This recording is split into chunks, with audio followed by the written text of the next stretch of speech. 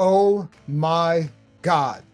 Hello and welcome to my podcast. Do me a favor, subscribe to the John Keim Report wherever you get your podcasts. If you're watching on YouTube, hit that like button, hit that subscribe button. You can find us there as part of Ampire Media, Ampire. Always much appreciated when you tune in, and you can read my work on ESPN.com. And I think you're going to want to read this one, folks, because Courtney Cronin, our Bears reporter, and I did an oral history of that last play. It's up on ESPN.com. Give it a read. I've never seen anything like it, folks. I have covered this team for many, many years, and I do not think I've never seen anything like that. I've never witnessed a situation like that. Haven't heard a roar of a crowd very often like that, or seen a scene like that at the end of a game where an improbable win. They had a 1.4% chance of winning the game going into the final play. And they did it. A Hail Mary pass from Jayden Daniels. You see how special that kid is. And I think you're seeing how special this team is becoming. They're now 6-2. And folks, stuff like this happens, and you just got to say something's going on here. And Bram Weinstein, the voice of Commanders, and he talked about this. We talked about this several weeks ago after that Bengals game, after that Cardinals game, that there's something that, like, that Bengals game was the start of something. And now you're starting to see it play out week after week against, anybody really, except for Baltimore. But this is just an improbable, very special moment that anybody who's inside the stadium will never forget. That includes players, that includes coaches, that includes fans, that includes the media, folks, because, I've seen every game at the stadium since it's open. And there aren't many. The Sean Taylor game against Dallas, Robert Griffin III's run against Minnesota, that Robert Jackson sealing the intercept with an interception to seal a win over Dallas, and they win the division. There aren't many moments that you can look at here and say, "Oh my gosh, what a moment!" This is not RFK.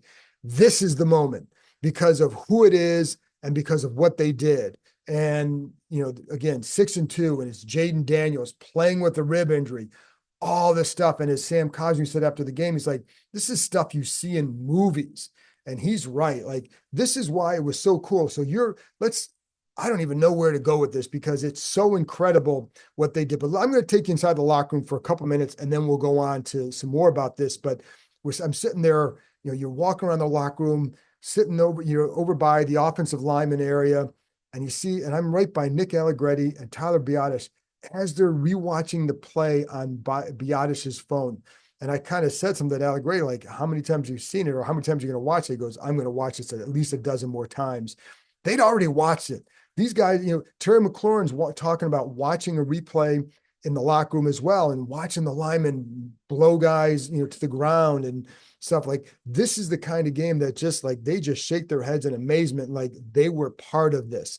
And the excitement in there, and just the look on Terry McLaurin's face as he's talking about it, and just the smile on his face, talking about his embrace with Dan Quinn after the game on the field, and just how Dan Quinn is his kind of coach. And he's like, and I'm a Dan Quinn kind of guy. Like, he knows what he means to this team, but also like that they know what is a Dan Quinn guy. That's Terry McLaurin. It's guys like, shoot, you got dozens of them in this locker room. But man, this was just so unexpected. So that's why, like, it's hard to find a better moment than this that's happened in this stadium. Some other, like I pointed out a couple, but it's hard to top that moment. And again, part of it is because of what I think is starting to build here, and it's just continuing to build. And I'm sure that some people are going to say, oh, the Bears, pipe down already. But this was incredible. And you have the poise of Jayden Daniels. And that's one of the things, like someone else was saying too in the locker room, like, I think it was Zach Ertz was saying, they don't consider him a rookie. Technically, he is a rookie because that's what he is in this league. But he acts like he's been in the league for 10 years. And you see it on that last play, the poise he had. So on this, let's set up this last play. So on the play, like, they obviously practice this play, and they made a big deal out of saying, like, McLaurin's like, we practice every week. Well, teams always practice that play, right? And in a practice, like, I even asked them, well, does it work in practice? I said, well, when they practice it, they'll practice from an O and a D perspective. So when it's the O, the defense lets them tip it, and so they can practice where guys are supposed to be, and they catch the ball. Like, when it's defensively, they let them knock the ball down. but they set it up and they executed right. So there was the poise on Daniel's part to buy time to get them to set up in the right spot. So you see so what they want to do is set up a diamond formation. And you had two guys are like the tip guys. Is Zach Ertz. You have Luke McCaffrey is in that middle too. You have Noah Brown who goes behind. You have Terry McLaurin who, if you're looking at the play, is on the left-hand side, almost like a diamond formation. So, but Daniels had to buy time to get them into that spot. So you had McCaffrey and Ertz running into the end zone and then coming back out to be the tip guys. And Ertz is the number one tip guy. And that's why Daniel's kind of bouncing around. And you're watching like, oh my God, he's gonna end up getting sacked. Well, he didn't. He bought the time, but he didn't hurry it. He didn't panic. Buys the time, gets some good blocks, and he just heaved it down the field, and it went to the exact right spot, and it gets tipped, and it goes into Noah Brown's arms.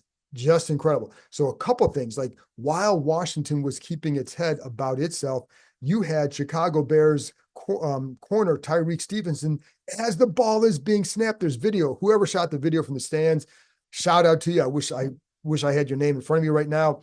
But you have the great video because you got Stevenson is taunting the crowd. He's looking at the crowd as the play is starting to unfold. That's an unbelievably immature, selfish situation. Now, he later tweeted an apology for it. Good for him. But man, was that like, you talk about one team losing their head in that moment and the other team maintaining theirs. They executed it perfect, from the poise of Daniels to the execution of the guys down the field. It worked exactly how it should. Now, you don't usually see it work that well, but they executed it perfectly. And that's why. And then again, Noah Brown in the absolute right spot. And it's kind of funny. He catches it, and it's almost like he just caught a ball in practice. He just kind of catches it, turns, and goes to the back of the end zone as Terry McLaurin jumps on his back. And and then like Jayden Daniels, we asked him after the game what he saw. He's like, he didn't know what happened. He and like other guys like Nick Allegretti is lying on the ground. He sees it on the screen. And then he said he didn't even know who caught it until like 3 minutes later. You had Austin Eckler talking about hearing the sound of the crowd and just what a special moment that was and how he'll never forget that moment. And he's like, and Jayden Daniels, like, he knew it was a touchdown when he heard the crowd, and then he could see everybody pouring off the sideline, rushing it. And it was an incredible scene to witness, but for them to be a part of that is just astounding. And like for guys like McLaurin, guys who have been here for a few years, to be a part of that, my man, like you have to feel really good for him, for McLaurin, for Sam Cosmi, guys who have been through the Tress Way, guys who have been through a bunch of crap here and are now on the other side of that. And it's so well deserved. But again, practice to play all the time, they're really good at practicing situational football, but this is beyond that, right? And again, I'm going to bet that every team practices that play. Don't know for sure, but it would make sense. But what I liked is they kept their poise about them when they went out and did it. And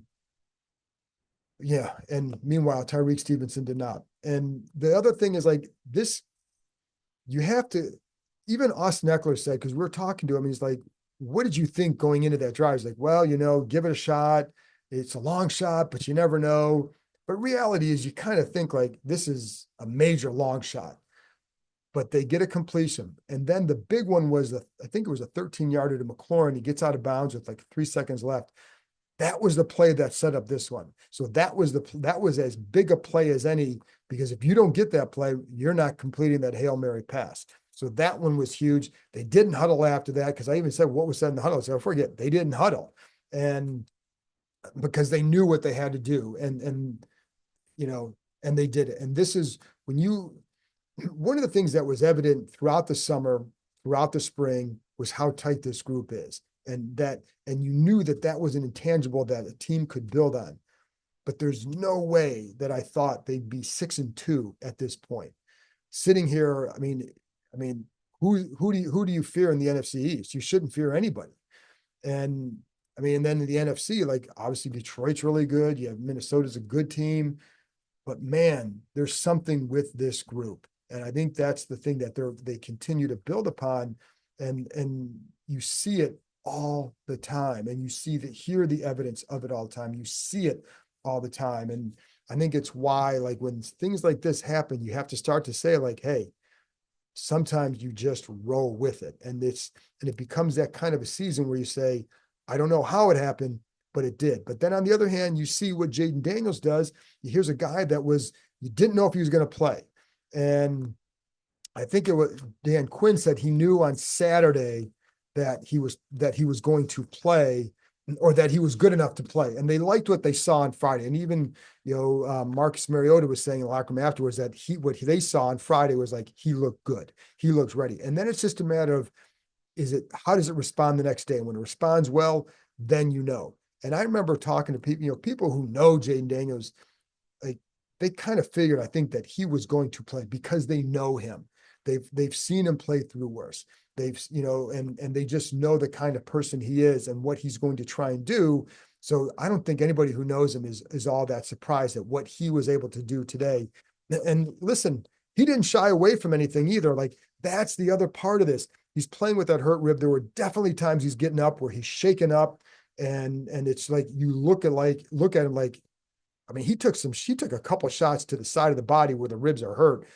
And it was just like, you get up, like, what's he gonna do? And he gets back up and plays the next play. And you could tell there were a couple times a little bit ginger walking off the field, and just, you could tell that he was feeling it. But it didn't deter him from playing the way he needed to play. If he needed to try and get yards for a first down, he was going to turn up. He wasn't just going to run out of bounds to avoid contact. You're out there playing, you're going to play a certain way. That's why they have him. And, you want to be smart. And there were a couple of times you ran out of bounds when he needed to, right? When it was the right time.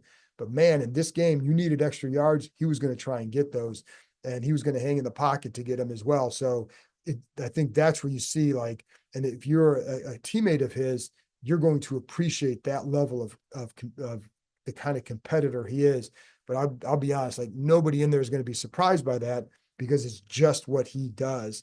And I even said to someone who's close to him, like, I thought he would play, and I thought he'd have a big game, because that's the kind of talent he is. And I go back to that Florida game he played last year. I wrote an oral history on that a month ago, where misses the whole week with in concussion protocol, goes out and has a record-setting day in the SEC. Not an easy thing to do. And it goes back to the preparation that he does and all that. And what's his numbers today? I mean, in terms of accuracy, wasn't his most accurate game, 21 for 38, 326 yards, with 52 of those coming at the end, and a touchdown. But he also ran the ball. What did he run the ball?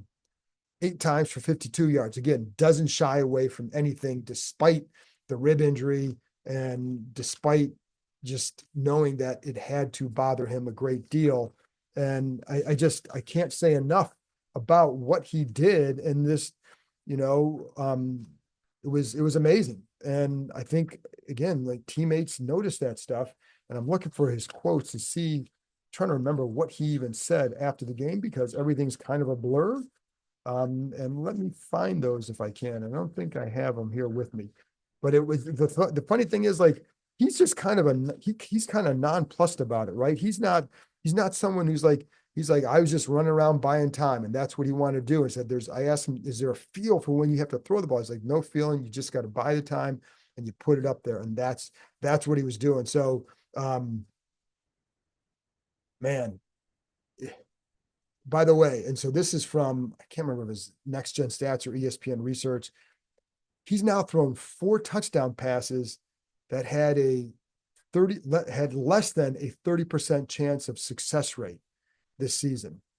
He's just different. The Bengals one was one of them, and there's obviously 4 of them. That's different. So, and it's funny because going against on the other side with Caleb Williams, and I thought the Commanders did a really good job against Caleb Williams for most of that game. I mean, he hurt him more with his legs than he did with his arm. And then he got hot. After that DeAndre Swift touchdown, you could just see something switch, a flip switch for the Bears offense. And they got hot, and Caleb Williams got hot, and you saw his talent as well. But, I don't think there's anybody in this town that's going to want anybody other than number 5 as their quarterback. That's not even a knock on Caleb Williams. It's just to say, like, kid's special. And Caleb Williams had made some special plays for sure. He had a couple throws. You're like, how did he get that out? How did he get out of this pocket? How did he get out of this? And, but early on, I felt like he was definitely off target for a lot of the game. He's just off target, whether it was feeling sped up by the pass rush. A couple times where it looked like they did a good job containing him in the pocket. Frankie Louvu, I think, made life difficult for him at times. But he still was able to emerge and make plays and put the Bears in position where they really should have won the game. But Daniels is just Daniels. And again, let's go back to the locker room and talking to Austin Eckler, where it's just the moment was such a big one. And I don't think that anybody will, here's the funny thing is like, Sam Cosmi said, he goes, I just said, what did you do? He goes, I hugged a guy. I hugged a guy in a black jersey. Do you know who it was? I had no idea who it was. That's how excited and how lost in the moment they were. And, I want to talk more about the game, but really it's how do you go away from this moment? And, listening to the crowd and watching the crowd and the unbridled joy. And of course, there were a decent number of Bears fans here who were obviously devastated. Not that anybody here is going to care about that.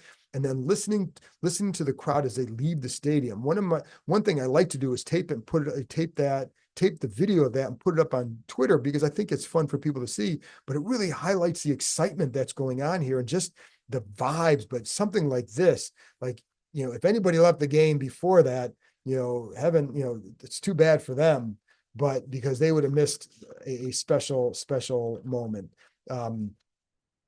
Now, I will say this game should have been put away long before that. This would have been a devastating loss, not because it was a loss to the Bears. The Bears are a good team, but because they were firmly in control for 3 quarters until the DeAndre Swift touchdown. But they put themselves in that position because they continued to hurt themselves in the red zone. And that red zone offense has got to get more consistent, but it's also, Trent Scott with 2 penalties inside there, 2 false starts. Like those are killers. This team has not proven they can overcome the penalties in the red zone. That happened against the Giants. It happened today. They also had Sam Cosmi blocking downfield on the touchdown pass to Olamide Zaccheaus. And Cosmi's 4 or 5 yards downfield. You've got to have more presence of mind than that. And it's funny because that didn't even come up after the game when I talked to him, because you kind of forget. But looking at it now, like why were they even in this position? And it's because the failed red zone trips. And you had Zach Ertz with almost making a really good catch in the end zone, but not controlling it. Now the officials said we had a pool reporter on that. Nikki Javala was the pool reporter on that. And I'm going to read you what they said on that. So the ruling on the field was an incomplete pass of the challenge. They needed clear and obvious video evidence that he actually had control of the ball before it hit the ground. When the ball came to the ground, we had hand separation off of the ball. Therefore, it's an incomplete pass. The official said there were 2 different angles used and he didn't have his hand completely under the ball. Then you look at right after the hand and ball had contact with the ground, his hands were off the ball momentarily. So that's why it was ruled an incomplete catch or an incomplete pass. Bottom line is he couldn't control it, and it was another missed opportunity in the red zone. It's 2 games now where they've had that, and it's 2 games where they've actually won despite that.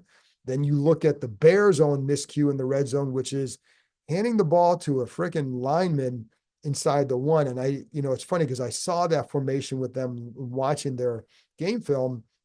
And you wonder about that. It's not Fridge Perry, folks. So I don't think they're going to be doing that play again, but that certainly saved the Commanders there. And Johnny Newton, who had a terrific game, recovers that ball. And man, and it's funny when you do a game like this. So as a reporter, you have to prepare for multiple scenarios in the end of a game like that. We have to file takeaways for ESPN.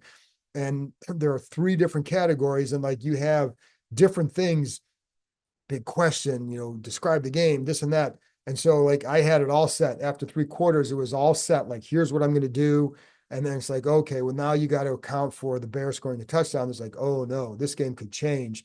And then, so you have it shifting to the Bear, a different way. and then at the gun, it goes that way. And so it's kind of a chaotic final quarter there, and certainly chaotic final few minutes. But for everybody, it's funny because going back to just some of what the defense was able to do against Caleb Williams and for the most of the game. But I'm going to go to Frankie Louvu too. And I want to read you some of the stuff that he had to say. Like with Caleb Williams said, we knew we'd keep it in a phone booth for him, make him scramble around. He likes to lose ground a lot, make him get out of the pocket and throw it out. So we kind of got to our game plan and executed what we can. We did our thing. They still scored at the end. That's not acceptable for us on defense. Just got to keep stacking them up. But listen, man, that's 2 solid games in a row for the defense. Like I know Carolina's not a good team, but the offense, it was respectable under Andy Dalton. Well, this Bears offense had been doing a really good job. They've been scoring a lot, right? And Caleb Williams been playing better. But Lou was right. Like Williams likes to back out of the pocket. And now there were a couple times late in the game when he got his rhythm, he stepped up a couple times and saw some things. And so that's where he started to hurt him. But and Louvu should have had 2 sacks, but it's hard to get him down. And I think you see that. And it's what makes him special. And it's funny because sometimes he gets so far back that he had a couple scrambles like, oh, that looks like a 10, 12-yard gain. And it was only 3 to 5 yards because he's coming from so far deep that it made it seemed it was a shorter run than I thought. So, but they did a good job, and I think they're starting to build it. There's still some issues there, and sometimes the secondary a little bit gave up some things. St. Juice with the penalty, with the pass interference penalty that put the ball on the one that led to the go-ahead touchdown with 30 seconds left, something like that. And he also gave up a key 3rd down on a slant and out. He bit hard on the slant. The Bears like to do double moves, and they got him on that for 15 yards. I think it was Odunze on that one. But, it's funny because the other guy that didn't hurt them was Cole Kmet. I thought he might be a guy that it could hurt him just because there's a lot of attention elsewhere and then he might do something, but he really didn't. And then DJ Moore had 2 catches for 27 yards. His best play was a run. So like there were actually, I take that back. He had the nice catch on the sideline. So I take that back. That was that was for that was a 27-yard gain. That was a hell of a catch. But, for the most part, they kept him in check. And Sammer still did a good job on him when he was on him. And, I felt like for the most part, the secondary did a pretty good job. When Caleb Williams can buy time, it makes it difficult. But they've got, those penalties at the end. It's really hard to keep giving those up. And St. Juice gets called for a lot of penalties. We all know that. But the defense was good for 3 quarters. Really, if they had lost this game, it would have been on the offense because you can't give up 15 points, only 15 points, and lose the game, right? And so, like, anytime you give up 15, you should win every time, right? So they did, but it took a near miracle. And now you have the Giants on the road next week. They're in a great position to start to not take control of this division because the Eagles are starting to play better and looking, like who the team you thought. But this team is coming. This team is there. And I think it could end up to be a 2-team race in the end. And it's not the one team that you guys all hate, and it will not be the Giants. But but next week becomes a big game because you got the momentum, and you're playing well. They're going to be missing Thibodeau. He's out. So they're in a good spot. Now, the other thing is, as far as injuries goes, Cornelius Lucas had a walking boot on his left foot as he was in the locker room. Very happy guy, but in a boot nonetheless. Could not finish the game. I think he missed like the last quarter. That's a problem. But Brandon Coleman was in the concussion protocol today. I don't know what it's going to be looking like for him next week, but they definitely need him back. You can't have Trent Scott out there. If I'm the Giants, I'm putting Burns on that side and just going crazy. Scott, like he's a good 3rd tackle coming in there when he does that. But I don't think as a starting tackle, you're going to want that. And so they're going to need one of those 2, Coleman or Lucas, to get healthy for sure. And then, here's the other thing. it's funny because I like telling you guys some of the stuff that they said. Like, again, I'll go back to Frankie Louvu about celebrating in that moment. I know I'm bouncing around, folks, but this is the kind of night it is. And your head's kind of spinning, had to file the big story on the oral history with it, give that a read. So but there's so much to process, and there's so much stuff you forget that even happened in the game that I will go over on my Tuesday podcast. And then also with Bram Weinstein, the voice of Commanders, and I will do it. It's Tuesday night, 7:30 Eastern time. Join us there for the live stream. So we'll talk about all these other things that went wrong, whether it's, what they did well against Caleb Williams, what they did well in coverage, what they struggled with at the end. But one thing they didn't have a problem doing was celebrating. And here's one thing Luvu said and how we celebrate. He goes, I didn't even know where to run or what to do. I see DQ. He was running on the field. I went straight to him. I was like, yeah, coach. Turned up with him. I see Jayden and Jeremy Reeves walking down the sideline with Bobby Wagner. I ran straight to him like, man, like that. He said, we've been doing good work, so I'm super excited, man. So that's how they all are. And they use that word brotherhood a lot too. This is the kind of thing where that cements that even more. And that's why I think like you guys can be very excited about what's going on here for sure. And, and again, I'm going to finish on just on Jayden Daniels, because what he did again with the rib injury and not knowing all week if he's going to play, and you wondered, like, I was always a lean toward him playing. But when I say that, it was like in the beginning of the week, it was probably on Monday morning, I'd say it's about 60% chance he played based on what I had heard from a couple of people. And so I thought it was 60. Then you hear Dan Quinn say week to week, I'm like, oh no, I don't know that it is 60. I'm going to drop that to under 55.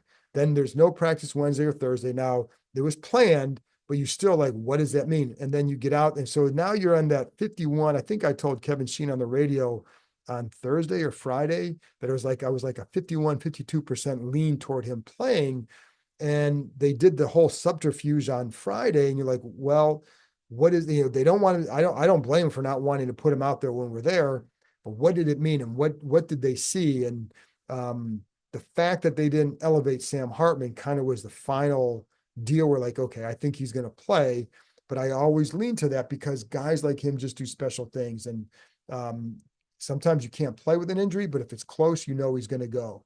And I just, it's funny, all the stuff that happens in this game, and the funny that it's Tariq Stevenson who ends up tipping the ball. He's the one who tipped the ball. And I'm sure you saw he and Terry McLaurin had a little bit of a back and forth a couple times. McLaurin yelling at him after a play, like, you ain't bleep. And then after, I think it was on one of the next plays, that Stevenson broke one or defended one in the end zone, and was pretty excited about it. But I saw McLaurin actually wait for him and to exchange words, and they slapped hands. So who knows? But just an exciting all-around night here, folks. I hope you guys don't forget this. You fans deserve this because you've been waiting for something special for so damn long. So I'm happy for you guys. Enjoy it.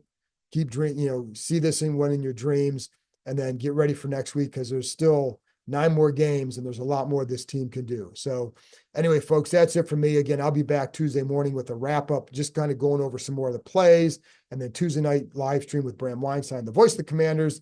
Join us there. Bring your excitement because that's what it should be right now. I'll talk to you next time, folks.